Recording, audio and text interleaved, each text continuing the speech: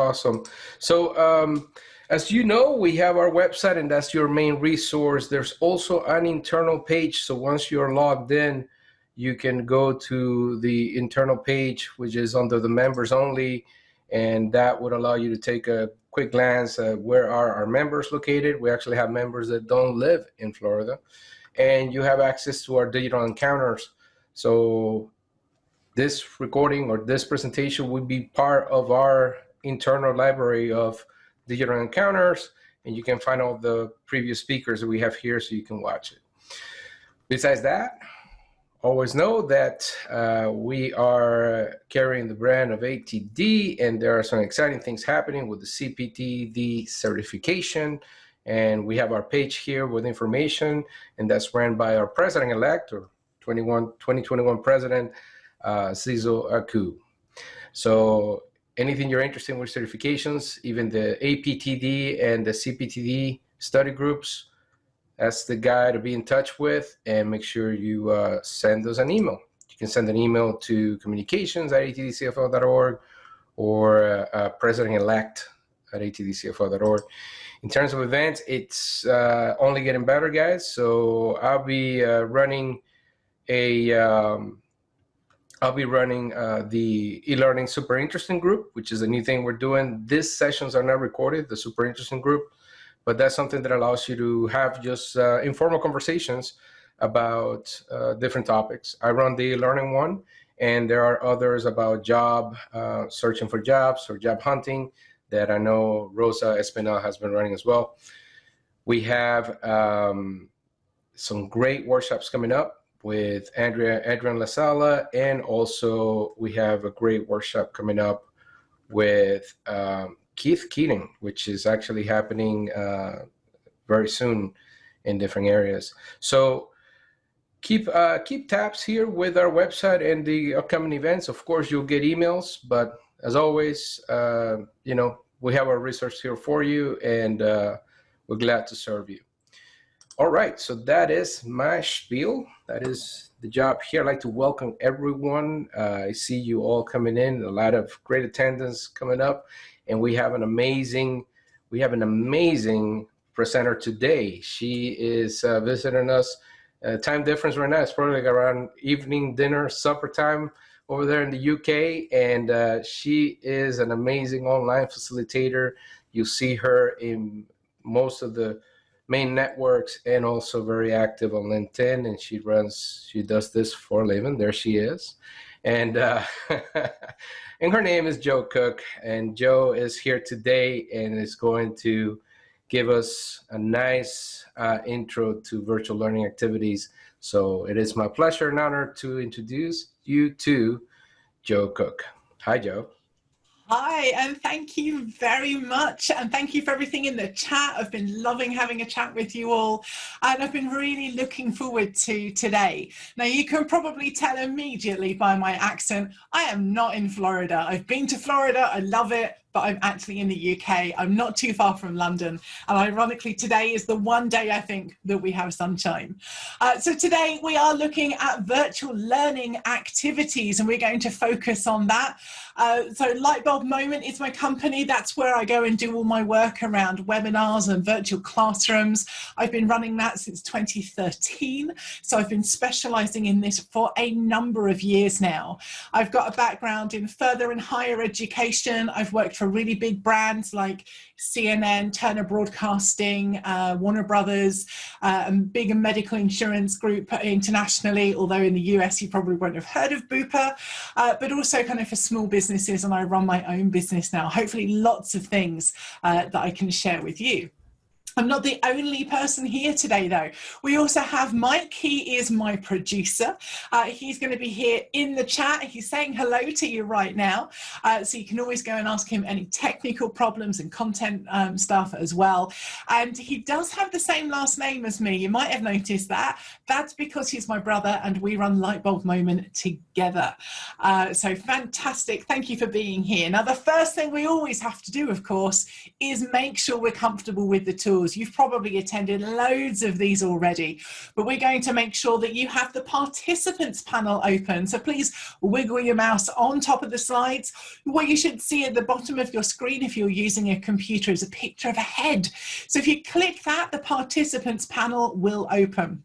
And we're going to use that so that we can answer questions. So if you found that, please go and click on that green check mark and let me know that it's working for you. Thank you, Kendra. Thank you, Scott, everybody that's working. Now, if you hear me saying tick, that's because that's the European language. So green tick or green check mark, they mean the same thing. So if I slip into English rather than American English, I do apologize. So thank you very much. And I can clear those, but you can use those. I nearly said tick then. You can use those checks or crosses or X's anytime that you want to, just to let me know if you agree or disagree with something. And I will ask you those things later on as well. Our agenda today in our session, we're going to look at some terminology we have in live online sessions, address those challenges. They're real, they're there, we can't get away from them. We're going to talk a bit about what it's like when we're training people when you can't see them. That's a little bit different from today. Today we're doing a webinar. It's a small webinar, but a webinar nonetheless. We're going to talk about engaging people and of course the documentation that we'll be needing for when we actually run these sessions. How about a quick green check mark if you're thinking, yeah, this looks good. This is all okay for me, Joe. You can use the chat window if there's something specific you want out of today's session. But how about that green tick if you're me, or green check mark if you're in the US, thinking, yeah, this is looking good. So it's good from most of you. Thank you very much indeed. The other thing that we're going to be doing is using the chat window. If you don't have that open already, please again, wiggle your mouse on the screen, move to the bottom and click on that speech bubble. And once you've clicked on that speech bubble, you should have it set to everyone. This means I'll see it, Alex will, Mike will, and everybody else. And we're going to use that chat panel a lot. I'm going to ask you questions and I'd love you to contribute to that, please. But also please use that if you have tech problems, and Alex and Mike are here to help you out if you have any kind of ATD questions. But also share ideas amongst yourselves, share hyperlinks, share questions for each other. That's what it's there for. So we're going to use this for our very first question. And this is to look at language and to look at the kind of terminology we use. And you're right, Alex, Mike's got this. He's totally all over it. So I'd like to know, first of all, please, how do you describe or define a webinar? So let's go and type in that chat window, please. How do you define a webinar? If you're talking to your colleagues, or if you're talking maybe to your kind of friends or your partners or your kids, how do you define what a webinar is? So let's use that chat window. How do you define what a webinar is?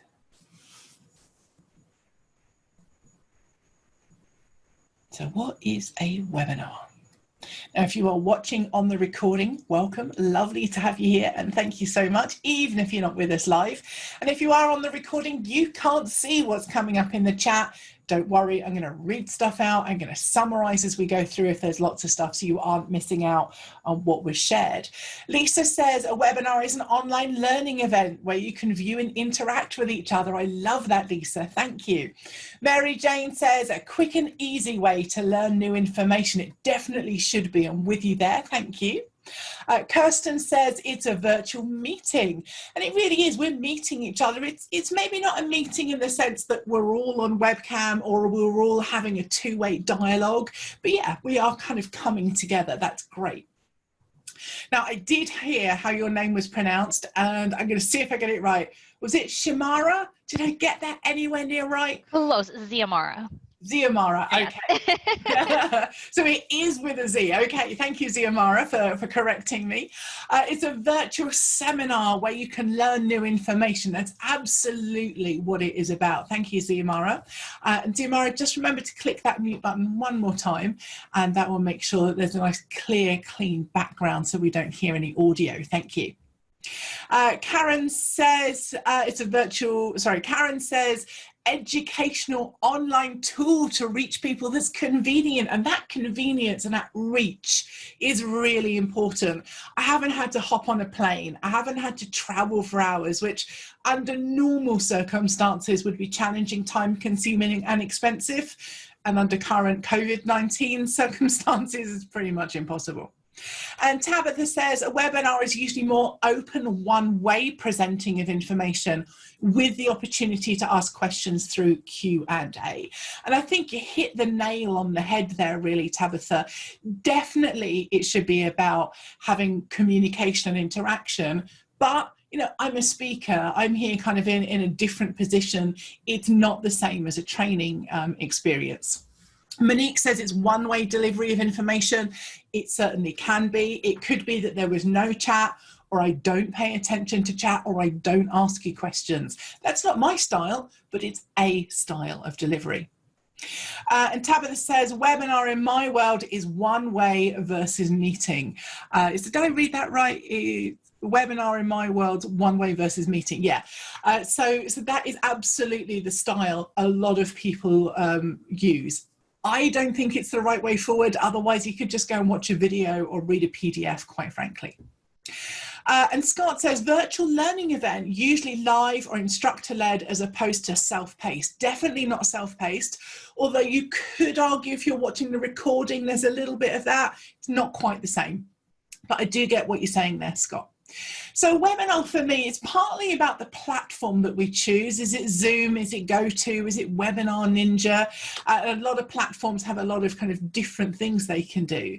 But the key here is it's the amount of people that are involved. So the amount of people that come onto something like a webinar, that makes the difference as to how much broadcast it is. So let's contrast that right now with what is a virtual classroom, and you might call it a virtual facilitation, live online learning, VILT. You might have a variety of terminology that you use. But what is this if it's not a webinar?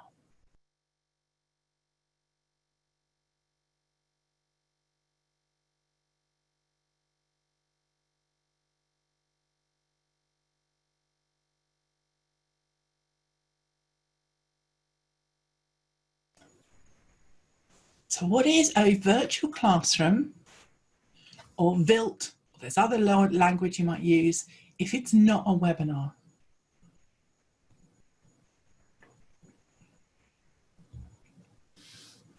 So what is a virtual classroom if it's not a webinar?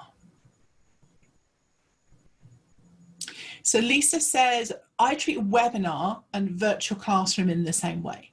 And you make a really great point, Lisa, because a lot of people will, or they'll use the words interchangeably, or they'll use different words. And I'm not here to say necessarily that any which way is right or wrong. I'm here to kind of talk about what's perhaps broadly used and my understanding and use of it. But in certain organizations, they might use VILT or webinar or whatever, and that's okay. So I'm not saying any of this is wrong. Monique says that a virtual classroom is usually a more interactive experience, maybe with breakouts and so on. Great, Monique, thank you. Karen says it's a session. Yeah, it's more like a learning session.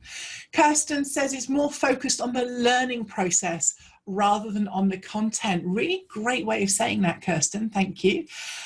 Karen says it could be a meeting. Yeah, again, I'm going to kind of just separate out meeting and virtual classroom a bit, because a meeting is usually all of us contributing to a kind of a cause or an end point, whereas a virtual classroom, I think, is a bit more about learning and facilitating that. But there's crossover, definitely. And Ziamara says it's a preset space to deliver your information. Depending on what platform used, it can add to interactivity between facilitator and participants, and it definitely can. And Mary Jane says more exchange of ideas in virtual classroom. Yeah, a lot more collaboration. And Charlie says a virtual classroom for teaching and learning. Loving all of that. And what we're looking at here is it definitely should be facilitated. There should be loads of participation and collaboration where I get to know individuals, where you get to know each other, and there's lots of help and tailoring to that too. However, let's face it, probably a lot of webinars you've been on have been absolute garbage. How about a green check mark if you're thinking, yeah, I've been on those webinars where they're boring lectures, they don't use the interactive technology, maybe the presenters don't know what they're doing, maybe it's just been sales and marketing kind of loosely wrapped up in some learning. So there's quite a few, there's like about half of you are putting those green check marks in. And I think it's really important to know that we don't have to do webinars that way. They can be engaging, they can be interactive, they can be learning experiences, or they can be great marketing experiences without it being horrible and salesy.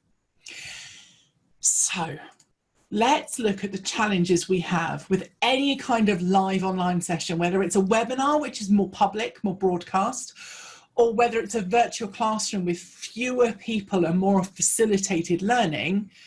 What are the challenges that you're experiencing or maybe anticipate? So you could be delivering live online sessions or virtual classrooms, might be quite new to you and you're just here to explore. Maybe you've attended some, maybe you've heard from other people. What are some of the challenges you're experiencing? Maybe as an attendee, maybe as a facilitator, or what are they that you anticipate? So you'll come from a variety of backgrounds and experiences. What are the challenges you're experiencing or you anticipate? So some of the things we're saying is keeping participants engaged. Absolutely. That can be a challenge. And also varying technology skills. If we're not comfortable with IT on computers, that can be a real challenge for us. Tabitha says there can be too many people to keep track of. And certainly in a large virtual classroom, which is kind of the territory we're in today, or a webinar where you might have 50 or 100 or 1,000 people, that can be the case. Ziamara says, knowing how engaged or how much attention your participants are paying, because, well, we can't see them. And we can't kind of see if they're like, oh, I'm bored, or whether they're like really intense and sitting forward and interested. We can't judge that. And Monique says, keeping the attention of participants when distractions are plentiful. They've always been plentiful in learning, but even more so when we're looking at doing this remotely, where people have got their phones and emails. And now when people are perhaps working from home, there are kids at home, maybe there's partner at home, they've got their dog running through, whatever it might be, it can be quite challenging. Let's think about this a bit more in a moment, but first of all, we're going to use our annotation tools. So please move your mouse on the screen, and what I'd like you to do, look at the top and it should say viewing Joe Cook's screen. Please click on view options and then please click on annotate. And once you have done that, what you should get is an annotation toolbar on your screen. It should look like the screen grab I've got. And please experiment with the stamp tool. Now, if you have any problems, please let us know in the chat window. But let's go and experiment with that. Go and click on annotate, and you should then be able to use your stamp tool.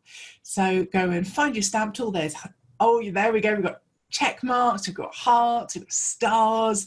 They're all the ones we want. Excellent. You can use other tools if you really want to, but it's the stamp tools that we are going to use in our next activity.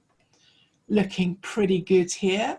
So Lisa's found the arrow. Thank you, Lisa. We're not using the arrow in our next tool because only one person can use it at a time in Zoom. That's not overly helpful. So it's those stamp tools that we're playing with. Brilliant. So let me just clear all of those drawings. Let's just pause there for a moment. If you have any problems, let Mike know in chat and he will be able to help you out. Let me ask you this question. Delivering virtual is definitely out of the comfort zone for a lot of people, but I wonder where you are. Please use your stamp tool to let me know, is this within your comfort zone? Or are you where the magic happens? Are you in that place where you're going, this is out of my comfort zone, but I'm here to learn, I'm here to embrace, I want to learn more. So for me, I've been doing this for quite a while. So I'm inside my comfort zone. I'm okay with this. But what about for you? Are you thinking, you know what? I'm totally in where the magic happens. I'm here. Or maybe like some of you are saying, you're on the arrow. You're like, I'm on my way. I'm getting to where the magic happens. Where are you at? And Tabitha, you can use chat as well. You're saying I'm in my comfort zone, which is pretty cool. So the point here really is, you know, we're all in a different place on our journey for this. For some of us, we're okay, and it's about learning hints and tips and new tricks. For some of us, it's like, oh, I'm in a totally different place, and this is all new and scary, and that is absolutely fine too. And I think the other thing that we can acknowledge at this point is, you know, COVID-19 for a lot of us is forcing us to approach learning or delivery in a new way. But apart from what we've had to deal with over the last few months, what's the benefit of going on this virtual journey? So please share something in chat, or if you prefer, you've got that hand up icon. If you would prefer to speak, I'd love to hear from you. So you can click that hand up icon. I'll invite you to unmute. What is the benefit of going on this virtual journey? So in chat, please, or click that hand up icon. I'll invite you to unmute. What is the benefit of going on this virtual journey?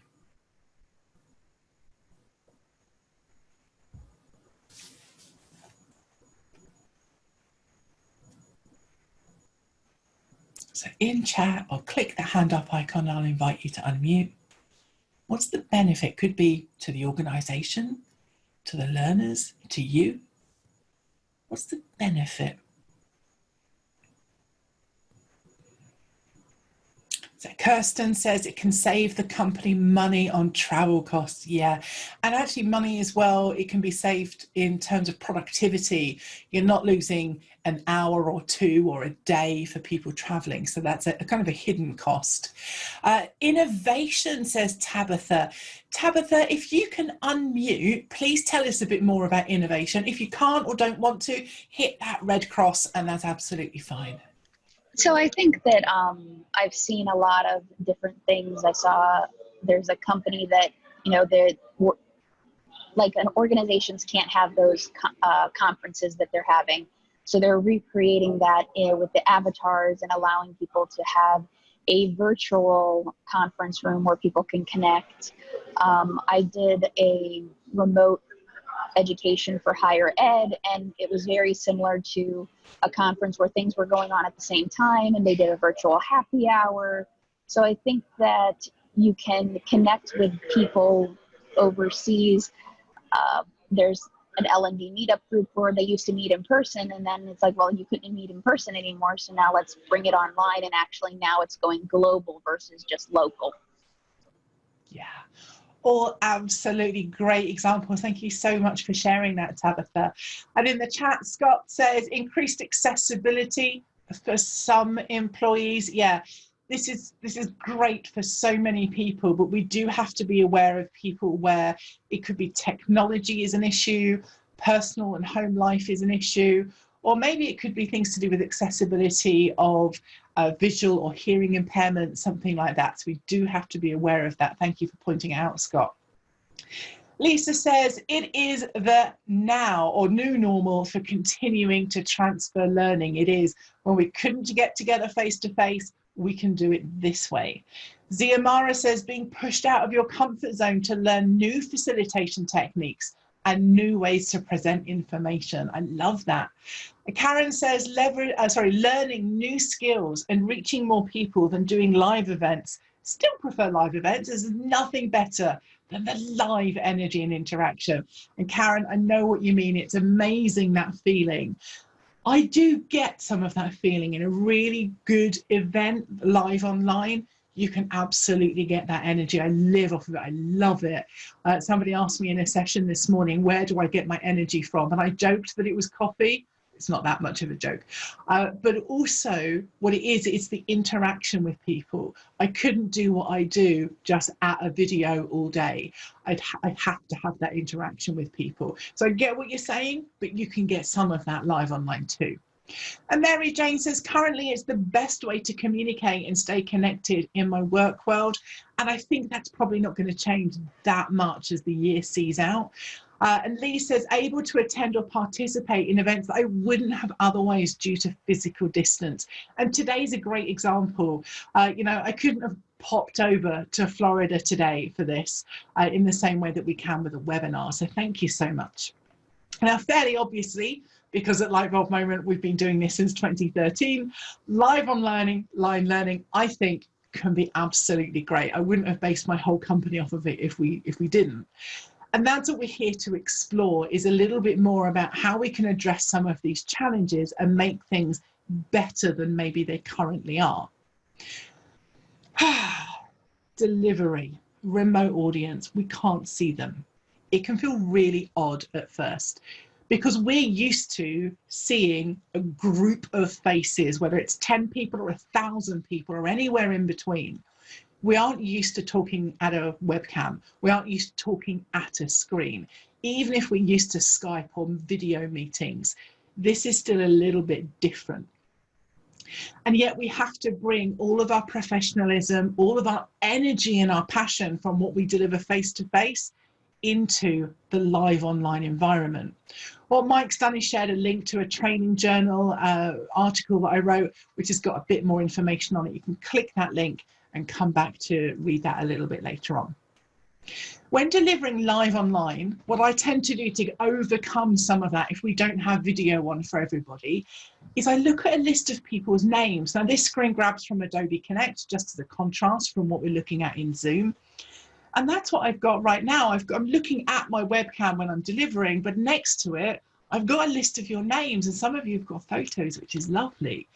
If I'm answering specific questions from the chat, well, actually, I look at that and your names are there, which is amazing to actually respond to you by name.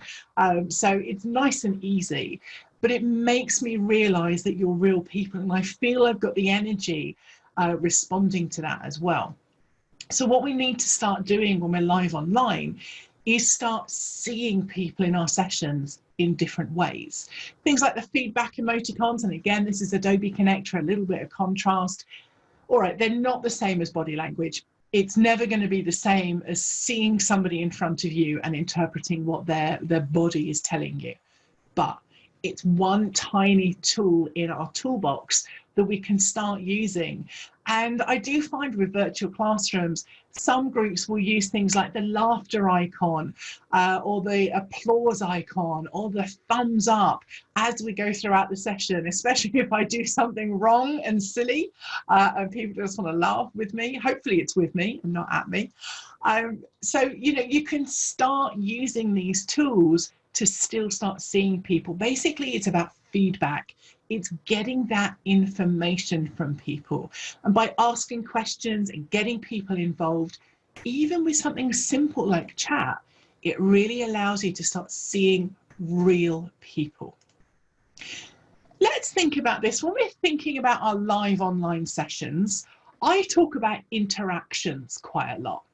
But I'd like to know from you, what does that mean? What is an interaction?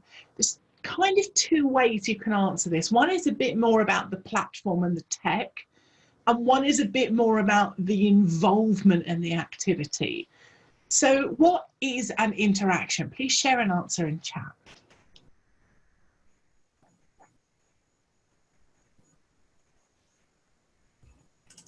What is an interaction?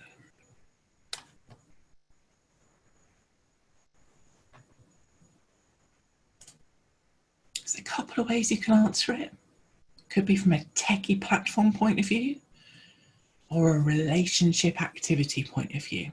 So it's engaging participants like you're doing with us. Any chance you give to be actively involved in the conversation. It's two-way communication. Loving those answers. So it is about the communication, the activity, the involvement. And we've got different ways that we can do that. We've got those feedback icons. You can unmute, you can write something in chat. You can use the whiteboard. You can use polling features. Chat, hold and send is a different one. It's where we use the chat, but we kind of type an answer in, click the green check. When everybody's got a green check, we send at the same time. It's a bit like using a poll. You can draw, you can use the hand up icon. If you've got a question area like you do in Adobe Connect or WebEx, you can use that. And we can be really creative with things. And as Kirsten's also saying, it's activity. Engagement involves different parts of the brain. Love that. Yeah, from a neuroscience point of view, asking questions and thinking about things lights up all parts of your brain and really helps your synapses to connect and remember things. That's a great point. Thank you. We're going to use the annotation tools again. So if you switch them off, please go and turn them back on again. And what we're going to do is use those stamp tools again. So please use your stamp tool. Think about the work and perhaps the socializing that you've been doing recently over the last few months. Please use your stamp tools to mark the boxes where you've used these features for connecting with other people. So thinking about work, maybe meetings, and think about perhaps socializing. There's been lots of Zoom quizzes that I've been seeing going on and other things. Please go and use your stamp tool, any stamp tool you like, and just mark the ones where you're thinking, yeah, this is where I've done this remotely. It could be work, could be social. So lots of webcam use. Lots of you showing about the space you're in. So in a positive note, some of us are getting to know each other a little bit better because we can see the environment people are in at home. And Ziamara has said all of them, which is brilliant. And for a lot of you, I'm sure it's all of them. So we've got unmuting, emoticons, chat, sharing links, screen share, obviously, maybe instant messaging of some description, and just sharing non-work things, just kind of not always focusing on work. We have to, balance it and not be intrusive and all of those things. But this is really important. When you think about it this way, what does this tell you about what you can do for your live online learning session? So please type in chat or click that hand up icon. What does this tell you about what you can do for your live online learning sessions? And maybe you're doing some of this already and that's amazing. Maybe this is just making you think, maybe there's something else I can do, or something new, or a little tweak that I can do. What does this tell you about what you can do for live online learning sessions? And if you're already doing this already, if you've got ideas to share, of course, please share them in chat. And Ziamara says, you have so many tools already at your disposal. Massive high five for that one. Something like Zoom is amazing for this, and other tools, other platforms, absolutely too. There are loads of things you can do in there already, and you can be creative and use them in slightly different ways, and make sure you're using a variety and be creative. Lisa says, use the techniques to change the state of the learning environment. Oh, that's a good one. Lisa, if you're able to unmute and tell us a bit more about changing the state of the learning environment, please do. If you don't want to, you can just use the red cross. Hi, everybody. So to keep people engaged, and it's already been mentioned from a neuroscience perspective, left brain activities, right brain activities, even as simple as using the check mark for yes or the X for no, the unmuting, all of the examples that you've given. And you actually started to do this before you started the seminar by telling us to go to the participant view and click on the green yes check. Those little changes of states help us stay and keep everybody engaged. Really love that, Lisa. Thank you. And often when we're face to face, we think about how can we change the room? How can we change the energy? How can we move people around? And live online, it's not quite the same. There are things we can do. But if we're sitting at our computer in Zoom, then they're the kind of things that we can focus on. So thank you very much for that. Also, we have Lee says it's a variety of options to connect and engage. Absolutely it is. And Karen says know your audience and use variety as needed. You're absolutely right. I have just, you know, we've all seen sessions that we've had with maybe very senior management who are very serious perhaps in a particular situation. Getting them to use heart stamps on something, is that the right approach? Maybe not. So it's about knowing your audience. Really well said there. There are a range of tools that we can use, and any platform has a range of tools.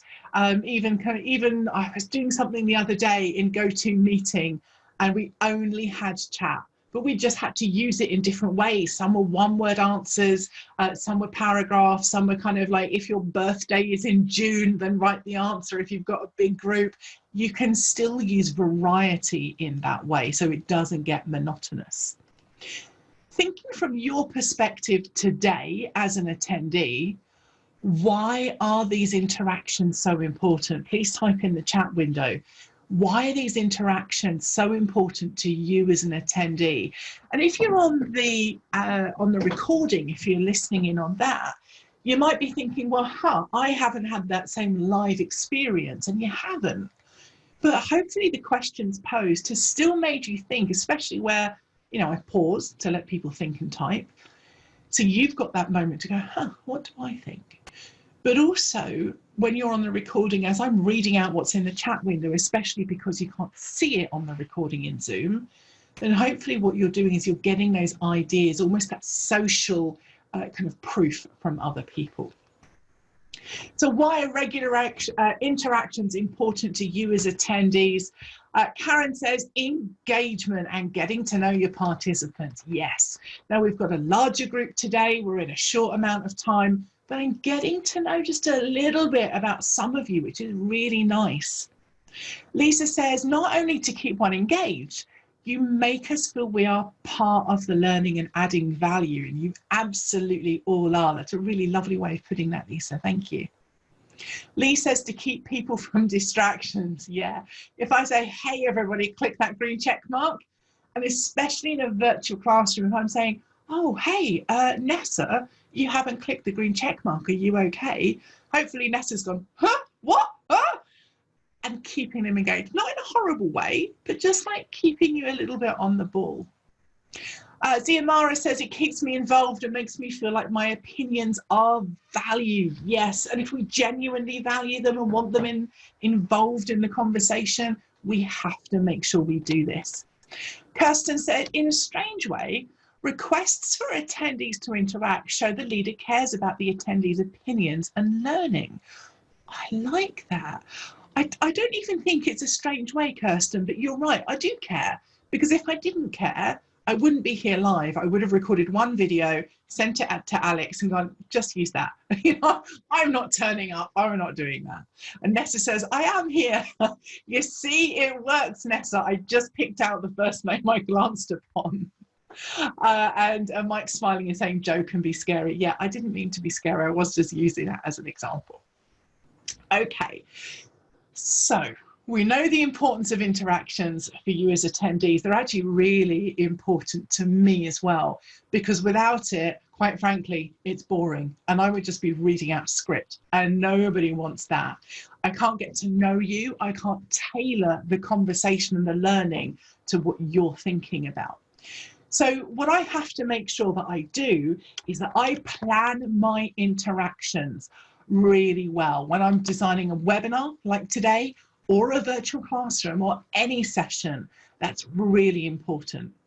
It can be as quick as that green check mark, or it can be a whole activity with breakout rooms and all sorts of different things. This is a structure for a live online session. And it can really help to make sure that people are involved in the session from the beginning. Now, some of this, quite frankly, it's the same as any old face-to-face session. You don't want to lecture at people. You don't want bad design in your PowerPoint and so on. But those opening things, such as, here are the tools we're using today, like we just said about opening the participant panel so you can click on the green check mark, and making sure that what I do right at the beginning, literally I said, here's the chat tool, And then here's a question. You've got to get that in right early.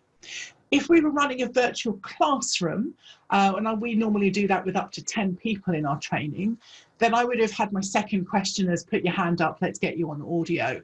This is more webinar based as a style. So whilst we've got you on audio, we've got a smaller group, we can do that. Not quite the same. Okay, so what was my question? Let me look at my notes. What do you see here that might be useful for you to think about? So you could use the stamp tools or the text tool if you want to, or you can use the chat window. It's entirely your choice. So it might be that you're thinking, yep, do this already, got confidence in that, thanks very much. It could be, I need to concentrate a bit more on this. So you might want to use tick stamp tools on something. I see some question marks by avoid death by design. Okay, let me explain that. A lot of people, when they see, 100 slides in something, they just want the earth to open up and to be swallowed up and go, get me out of this training session right now. What I say is it's not death by PowerPoint, it's death by design, because often I have 100 slides, but I go through them pretty quickly. And I'm not saying they're perfect by any means, but hopefully they're visually more interesting and engaging. So that's what I mean by death by design. So asking a question at the beginning and getting people using audio early. There's some key things that people are sharing that are interesting, and a lovely check mark by those question marks of understanding. Thank you very much indeed. So Mike has shared a link. You can go and read a little bit more about that if you want to. The kind of the last sort of major thing that I want to talk through in our session today is this facilitator guide. This is a screen grab. It's something I've developed for my live online sessions, and I'm using it right now for this session. And I want to give you a brief overview of things that you can consider. There's a template where you can go and read the detail. You can download it if you want to, and Mike can share the link for you. Firstly, what I do is I use slide images, thumbnails to help me see what's coming next. Visually, we process things much quicker than we do when we're reading text. And also I can talk and I can visualize and process something visually. If I'm trying to read at the same time as talking, it just goes all wrong. Also what I have, I'm going to cough for a second. Excuse me. What I have also in the facilitator column is I don't script too much, and Mike will tell you, he sat in every single one of my sessions for 3 years, I do not stick to script, because it's not about a script, it's about, and he's saying yep, it's about making sure I've got this as a place to start and then tailor to the conversation we have in the session. What I do have here in this section though that I really want to highlight to you is things like actions are in angle brackets, like click to animate, which is what these pink squares are doing, and things like summarize comments or discuss things. And more importantly, I've got the question in red, because it's the question that I've probably thought of quite hard about for the learning journey and experience. And if I get caught up in this in the session, I can easily jump ahead a question by mistake. Or think I haven't planned it in, or got mixed up between sessions, and all of a sudden I get to something later on and go, oh, I've asked that question already, dang.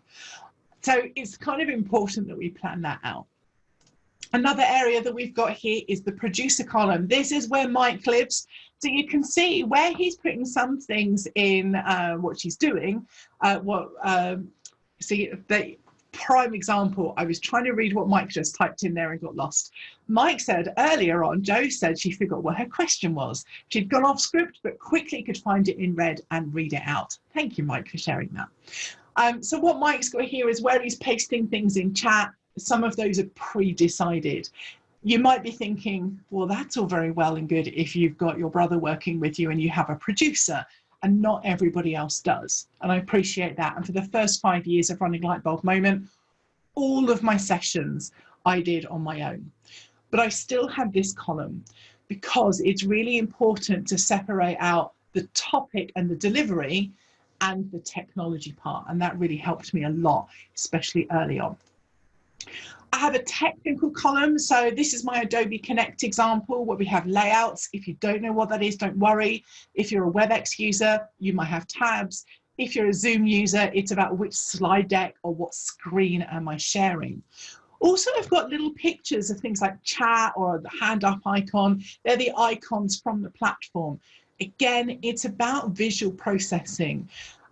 I don't want to have everything scripted where I say, please click the annotation tool, please type in chat. I just don't need that level. And it's a quick way for me to be able to see that.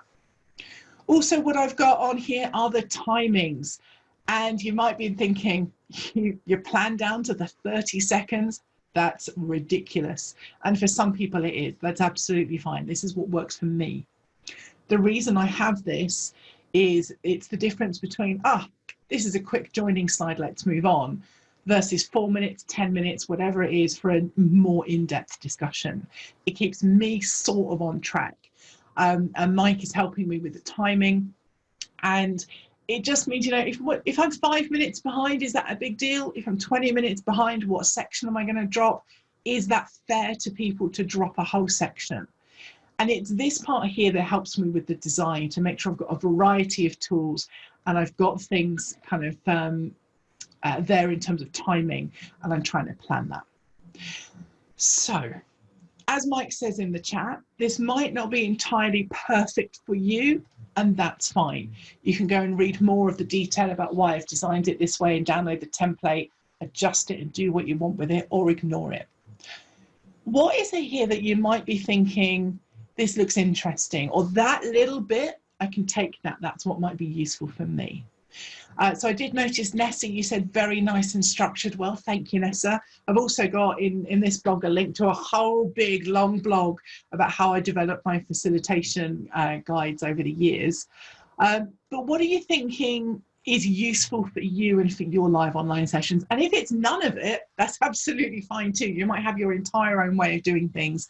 And there are other ways that you can approach this. There are different models you can use. Karen says, all of it. Okay, Karen, I don't usually get somebody saying all of it. I love that you said that. Thank you. And it's all about what's right for you. And if you're thinking, you know what, I'm going to pick up this template and use it, that's what it's there for. Completely free. Go use it. But others, you might be going, you know what, that bit of the questions in red, never thought of that before. Or something else. So what else are you thinking?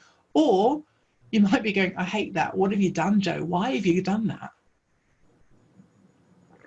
So in chat, please, what are you thinking? What's useful? What's not useful?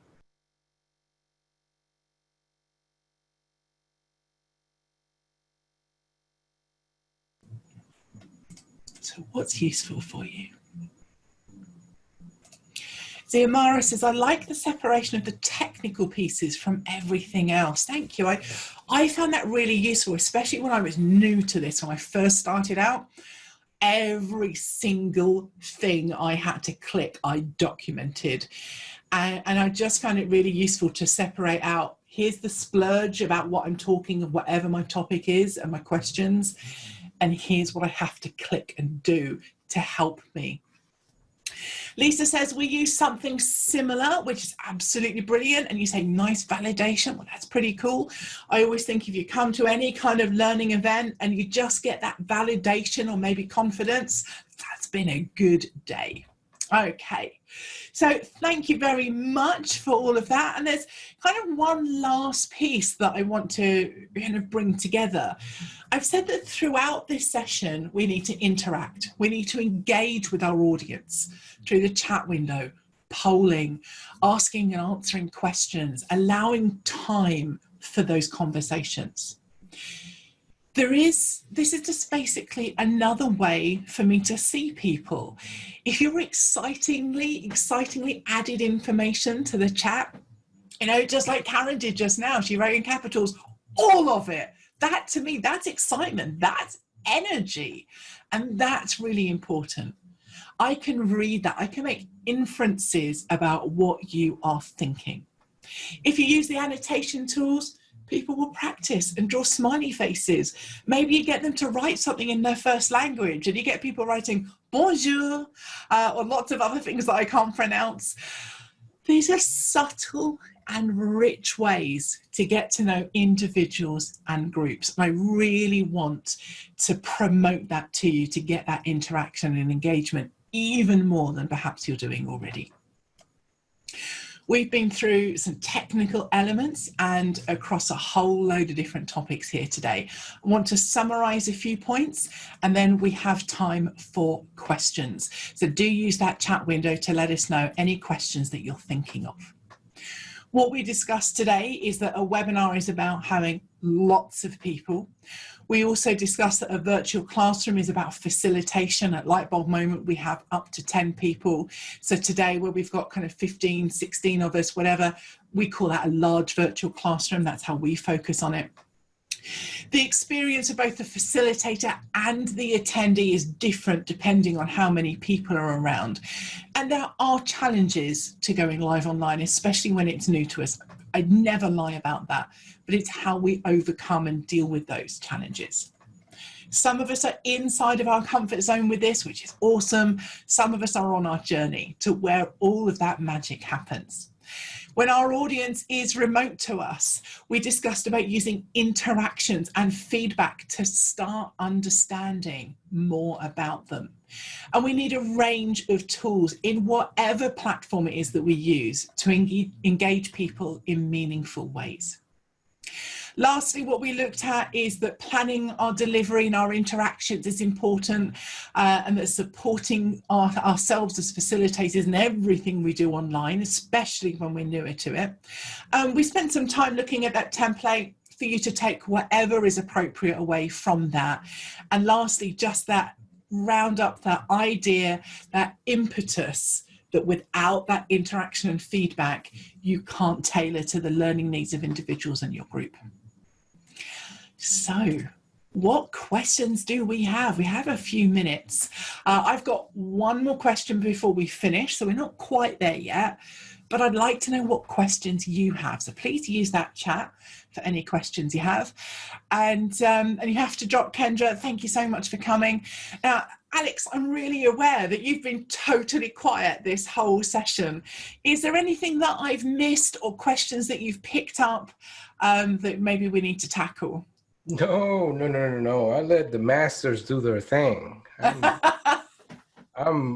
First of all, I had to say I had never seen, it's been a while since I've seen a presentation in which I'm going, all right, I got nothing to say. This is amazing. So awesome work, Joe. I didn't think I expected anything less, but this was great. Guys, I put the link on the chat for our event feedback form. Please let us know there how much you love this presentation and what is it that you would like to see in the future as well. Joe, I want to thank you for everything you've done. We still got some time for questions, so come off the mic and ask your questions. And let's get to it. Question from Zimara. Yeah. So Zimara says, what do you do when you sense that you're losing engagement? How do you redirect the attention? So that's a really great question, Zimara. So first of all, you've got to sense that. And second of all, how do you do something about it? So if you don't have any interaction, you can't sense it. You might have people on webcam, you might not, which is really important. So the other thing is, if you don't have that much interaction and suddenly you're 10 minutes into your session and you say, hey guys, what do you think about this? And then there's tumbleweed, that's a challenge of design and delivery. So there's a few different layers of that.